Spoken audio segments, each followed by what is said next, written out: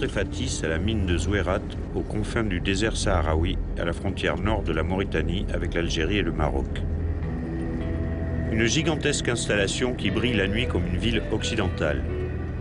Les passeurs y larguent parfois aux alentours des groupes de migrants en provenance du Niger ou du Mali, en leur faisant croire qu'il s'agit des lumières de Las Palmas.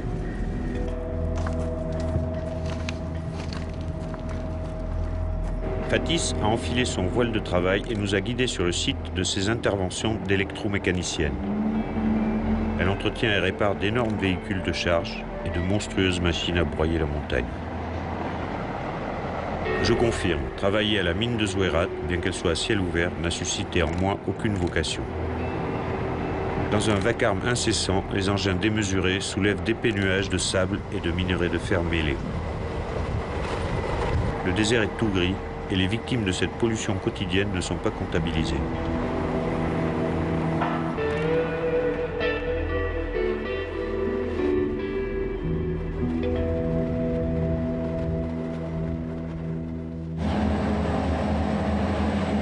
Je comprends le désir de Fatis de retourner à l'un des métiers traditionnels de ses ancêtres morts, qui étaient des nomades, commerçants ou pastoraux. Alors de temps en temps, Fatis prend quelques jours de congé et profite du train qui relie la ville minière au port de Nouadhibou. Avec sa copine Mana, elles emmènent un gros sac plein de marchandises achetées à des commerçants sahraouis pour les revendre sur le marché de Nouadhibou. Mon grand-père était un mort de l'Adrar. Il était commerçant. Les morts ont toujours été des commerçants, des bergers ou les deux à la fois. Mon père n'a pas dépassé le CM2. Il est devenu gendarme. Il était adjudant. Il est à la retraite maintenant. Ma mère est commerçante. Ils habitent à Nouakchott. J'ai grandi à Nouakchott.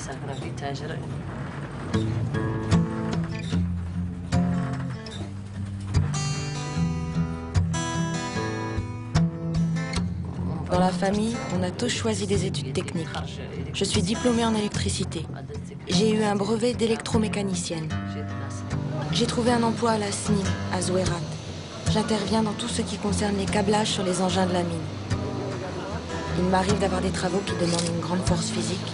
Dans ces moments-là, j'aimerais être un homme. Je voudrais me suffire à moi-même, être complètement indépendante.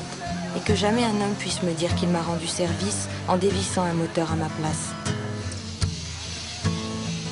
Le travail est dur ici, mal payé, et on respire de la poussière de minerai à longueur de journée. C'est bon. Bravo. Très bien, merci.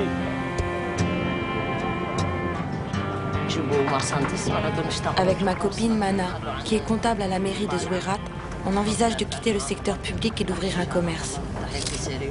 On fera l'aller-retour avec le Maroc et l'Algérie pour ramener les marchandises.